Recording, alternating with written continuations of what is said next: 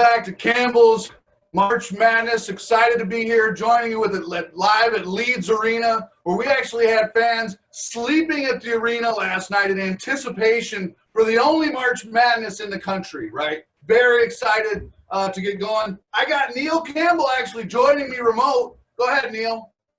Hey, Nick, how you doing, bud? Good to see you this morning. I'm live in Atlanta at the Mercedes-Benz Stadium. I thought I'd come down and see what could have been and share a little bit of the insights with the fans as we get a little further in the program. And we also got a fan going live with us as well just to get their reaction. Doug, what do you got for us? I have 5 kids at home. I've had no interaction with the outside world except for this. This is all I have right now. Everything I have. That's fantastic. I'm excited to be here. I really don't want you guys to ever hang up. Can you just sit here and talk to me for a while? Well, we're gonna save you, brother. We're gonna save you, brother. And to get us going, we're actually going to go through, bring up the Elite Eight games and kind of give us some insight. Doug, how about you lead us off? The first game of the night that we had here that Winston was picking for, if I can get to play live here. We had Villanova and the Lucky Leprechauns. Doug, what did you see here? I wanted the Lucky Leprechauns to win. That's who I was going for, but it just wasn't in the cards. They didn't have any. They didn't have it tonight. Winston looked like he was going to go over there, but all of a sudden he just decided to go with Villanova. So it's disappointing for me as a fan. I really wanted the Lucky Leprechauns to get into the Final Four, but, you know, that's just how Winston played it out. Neal, what do you have here? Yeah, that was a tough game. You know, Winston, you know, sometimes he's left, sometimes he's right. And when we were going through those Elite Eight games, he kept hanging a little bit right. But he confused me a few times. You know, he'd be going towards the hoop, and you'd look like he's kind of the whole same thing we saw before, a hard left, and then he ends up picking up that team on the right. And that's what happened in that game. And I was rooting for the Leprechauns as well. But it looks like that Big East powerhouse Nova is going to be going to the dance. Yeah, and, you know, we got to appreciate those Lucky Leprechauns. Wendy's team really pulling through, getting us into the Elite Eight, having that true Cinderella story within the tournament. It was exciting to see, but the bubble burst on that one. That was a tough one. Next up, we had Illinois and Winston here, right? So, you know, again, a heavy favorite here at Winston, but Illinois has been tough, and he's really been favoring them, right? Yeah, you know, Nick, that was an interesting game. You know, he had picked Illinois in the Sweet 16. I thought it was kind of a favorite for Winston, being an Illinois dog like he is, but I think he just had to go with his alma mater. The Red Labs have been fighting. You know, those fighting Red Labs have been tough. And I think he just went with his alma mater. It was tough for him, I know, because Annie's a big Illini, graduate, but it just wasn't in the cards for the Fighting Illini. What do you think, Doug, of that game? Well, it was a bittersweet game. It's hard that these two had to meet up in the Elite Eight. It would have been nice to see if they, you know, maybe a championship matchup, but that's just not how it was dealt. I'm going for Winston all the way. Let's go, Winston. Come on, baby. You can do it. Go Fighting Red Labs. You know, it'll be interesting to see how many treats Winston loses by not picking Annie's Illini on that one. So next up, we have the University of Wisconsin Milwaukee Panthers, and I believe it's Culver Stockton was that second team I'd call them a Cinderella, but I'd never heard of them before the tournament.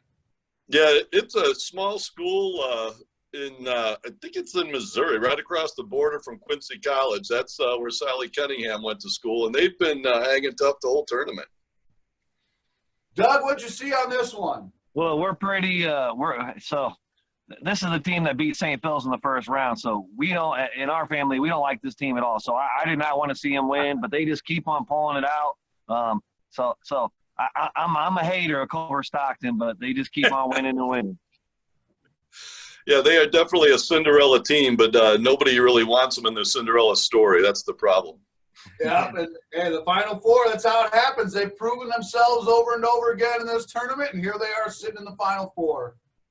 Last up, the last game of the night, we had the University of Wisconsin Eau Claire Bulldogs and ASU, right? So this one, me personally, I always got to go against Jay's the Sun Devils, but what'd you guys have?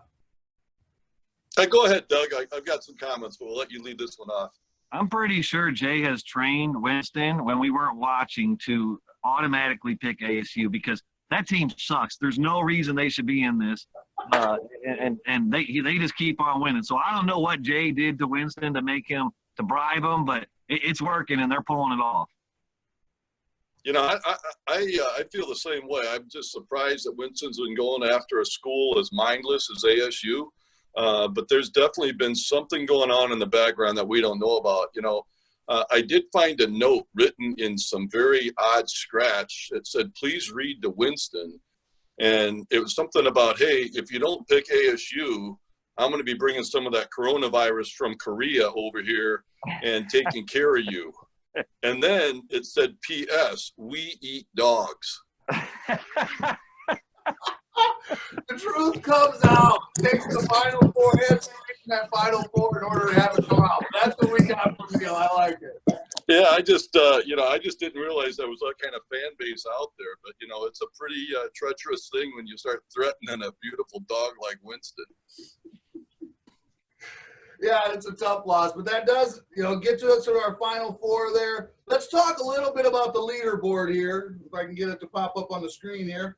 Right at the top there, you got Ethan leading us off, highest score and the most maximum possible points. He's really looking strong here in this Final Four.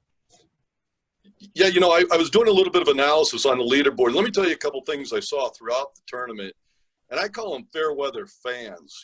I saw Dan Brick and Tommy Brick, always tending toward the top, but their teams went out in the first round. And all that tells me is they're not loyal. They didn't pick their teams to take a run all the way deep in the tournament. They didn't even maybe pick them for the first round games. And you see these fans that are at the top of the leaderboard, but they didn't pick their teams to win, and I just don't know how to handle that. And it's going to cost them here. You got Dan Fujita, Tommy Brick, and Cammy Schrecks. All three of their brackets they're done. They're at no more possible points, so they're at the top now. But barring what happens in the Final Four, they're going to get knocked out here. Yeah, it's been a crazy tournament. It's been fun to watch, but there's some people. You go down the list, Nick, and I don't have the data in front of me. If you look at some of the possible points that are still left, there's some folks that can still pull this tournament out and make a big upset from where the standings are right now. You got Courtney Eamon, myself is still in the mix. Ryan Anderson's maxed out. Alex Cusson could go depending on what happens. Doug's still in the mix. King Choi still going. I'm assuming Jay had his team ASU going a little further, so that's where those possible points come from. But there's a couple further down. Carol Ann Wake, she's really sitting strong. Only 42 points, but that possible 90 sitting there is a big number, right? Yeah, absolutely. She picked Winston to win it all. She's still in the mix. Smart girl. Angie McLaughlin still got some points up there. Sally Cunningham still a possible 87 points. And then beyond that, it's really going to be a prayer to get up there. Joseph Wake still sitting there, Doug. Ellie Wake, both possible 48 and 47. That put them near the top, but not competing for those top 2 or 3 spots, or top 5. Top 5 spots that you're looking for.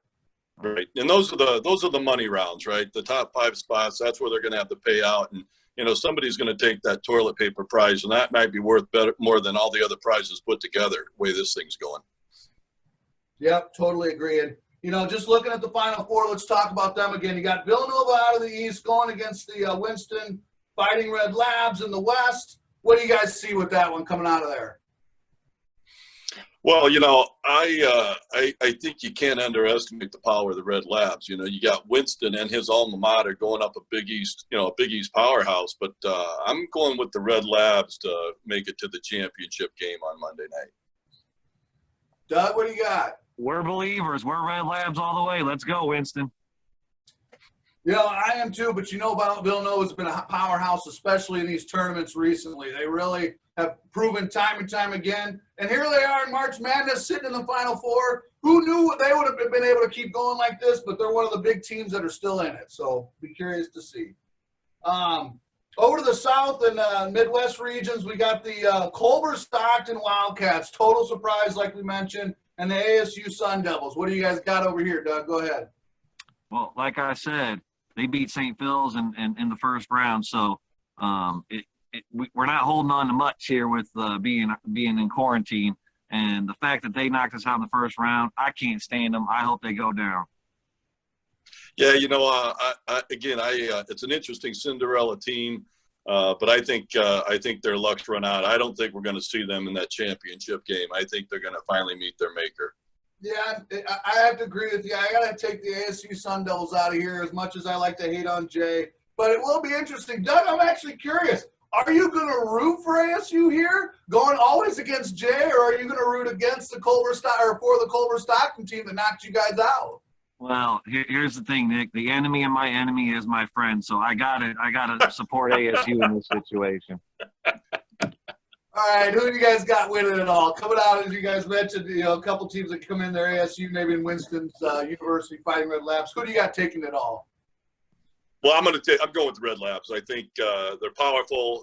I've noticed Winston when he's going toward the basket, charging it hard, going hard for that layup. He looks up. He looks at and sees what team's up on that board, and I think he's going with his alma mater all the way. Doug, the only thing keeping us sane in this crazy time is this tournament. And if Winston can't pull this out, I mean, my beautiful wife, she's already resorted to taking shots first thing in the morning to get up and get moving. Like, I don't know what's going to happen. That my house might burn down if Winston doesn't pull through on this. So we're going Red Labs all the way. That's awesome, Doug. Yeah, I got to go with the Winston Red Labs as well. It'll be curious to see how this Final Four goes. And we're excited. And again, reporting from live from Leeds Arena. Fans are excited, ready to go. Neal, Doug, you got anything else for us as we shut down? Yeah, just one thing. I was going to go ahead and – whoa, I almost knocked over my perch. I was going to go ahead and talk a little bit inside the arena. I walked into Mercedes Arena, and here's what I found. They're all set up for football. So, basketball's dead down in Atlanta, and they're just getting ready for the Falcons in the fall. So, the arena's empty, the basketball court's taken down, and I think we're just getting ready for this national championship, and I think, I'm excited about seeing what's going to happen. Doug, anything from you? We're pumped. We're excited. We're ready to get this thing going. It's going to be a long wait between now and Monday night, but we got Final Four games on Saturday. But we're excited about the championship. We definitely hope Winston makes it. And like I said, don't end the broadcast because right now this is all I have right now. So please don't stop the broadcast. Well, we're not going to. So hey, Nick, thanks for holding down the fort down at Leeds Stadium. And, I'll sign off from Atlanta, and we'll let you guys do the same. All right, have a good one. Okay, we'll see ya.